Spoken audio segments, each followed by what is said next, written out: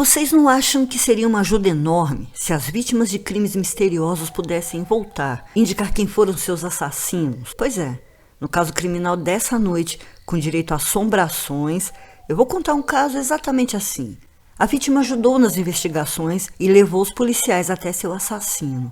E acreditem, essa não é a única história conhecida em que isso aconteceu. Então, se você gosta de casos criminais, gosta de lugares assombrados, reais e ainda não é um paciente desse sanatório, se inscreve, se interne, ativa o sininho e, se gostar, deixa o like, porque aqui tem tudo isso. Ring around the rosy.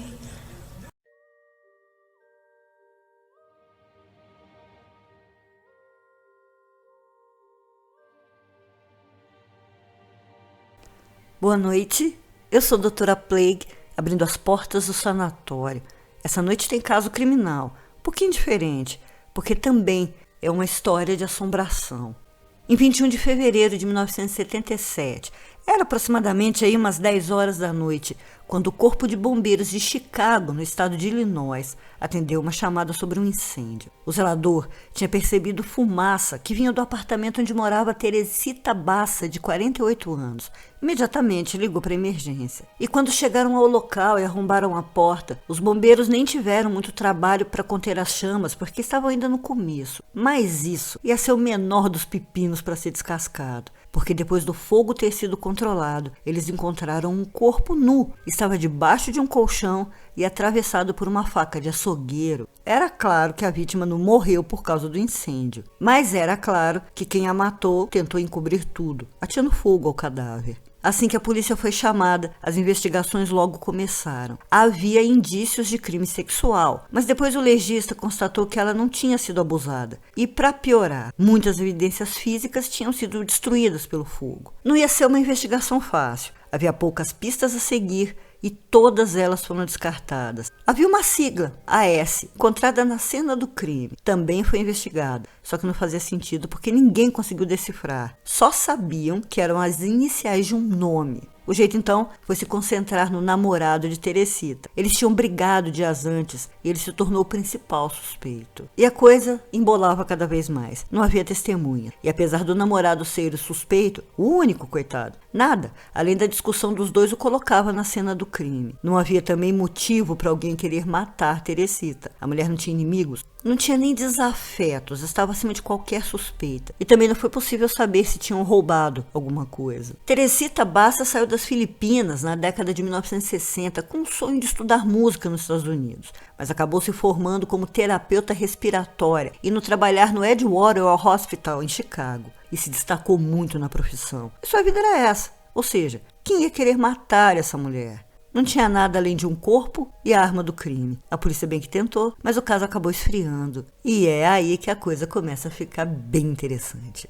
Então, deixa o like aí e me acompanhe. Mais de 5 meses se passaram e nada novo surgia, até que os detetives encarregados do caso receberam uma ligação bem estranha de Remy Chua e do marido. Remy e o marido também eram imigrantes filipinos e também trabalhavam como terapeutas respiratórios no mesmo hospital que Teresita. Apesar de serem colegas de profissão, não chegaram a se conhecer. Na ligação, Remy disse aos policiais que sabia quem tinha assassinado Teresita. Seria um enfermeiro do mesmo hospital onde trabalhavam e seu nome era Alan Showery. É claro que o detetive quis saber de onde Remy tinha tirado aquela informação e pediu que ela e o marido fossem até a delegacia. E então, os detetives ouviram com certeza o depoimento mais incrível de suas carreiras. Quem falou foi o marido. Segundo ele, Remy começou a reclamar de sensações estranhas. Estava deprimida, constantemente assustada. Isso durou alguns dias, até começarem os pesadelos e os transes.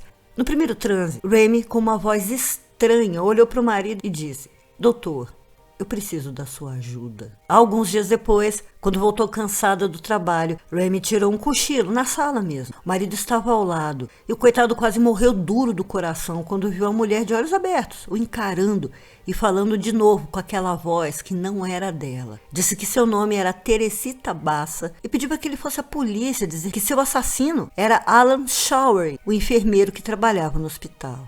Em seguida, Remy despertou, mas não se lembrava de nada do que aconteceu, nem mesmo se sonhou. Então, por isso mesmo, e ainda não acreditando naquilo tudo, o marido decidiu não ir à polícia. Ia se sentir ridículo se fizesse isso, e ainda poderia ser chamado de louco ou até preso.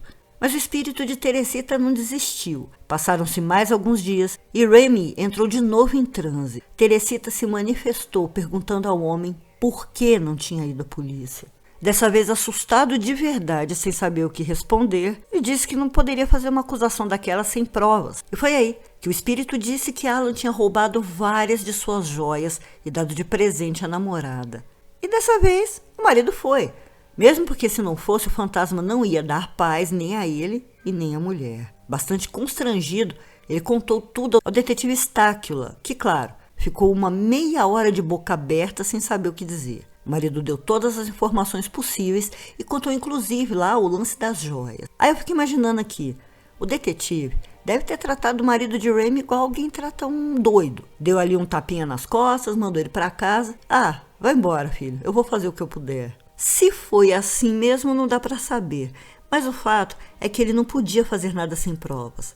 Pelo menos que fossem provas concretas. Mas aquilo mexeu mesmo com a cabeça dele. Mas já que estava tudo mesmo no fubá, a investigação não andava, o que custava ir atrás de algumas informações baseadas no que o homem disse? E foi o que ele fez. Investigando sobre a vida de Alan Sherry, já descobriu de cara que ele de fato era um enfermeiro daquele hospital. E não foi nada difícil descobrir seu endereço, que por uma coincidência ou não, era bem pertinho da casa de Teresita, mas isso ainda não queria dizer nada. Só que pelas informações de outros enfermeiros, o detetive descobriu que dias antes de morrer, Teresita combinou com Alan para que ele fosse até seu apartamento consertar a TV. Agora sim, as peças começavam a querer se encaixar. E com muita dificuldade, o detetive conseguiu convencer seus superiores a deixá-lo interrogar e também a conseguir um mandado para inspecionar a casa da namorada de Alan. E adivinha só o que eles encontraram lá? É isso aí, pega uma balinha, é isso, as joias de Teresita. E nem dava para negar que eram essas as joias, já que eram caríssimas.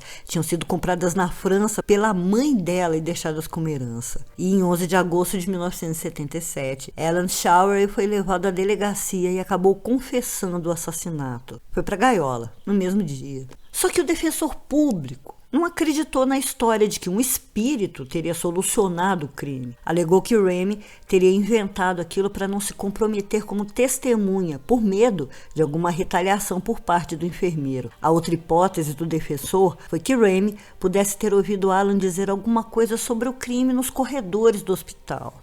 Só que isso era impossível, porque Remy e o marido trabalharam no hospital em épocas totalmente diferentes de Teresita e Alan. Nunca chegaram a se conhecer. Então Sherry foi condenado, mas ficou pouquíssimo tempo preso. Foi posto em liberdade em 1983.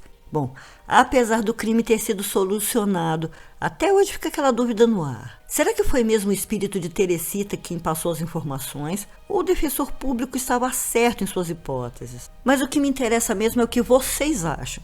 Comenta aí. Foi mesmo o espírito de Teresita? Ou Remy ouviu isso em algum lugar e jogou o verde para colher o maduro? Muito obrigada por ter assistido o vídeo até aqui. Isso me ajuda demais. Eu repito, se não é um paciente, se inscreva e se interne.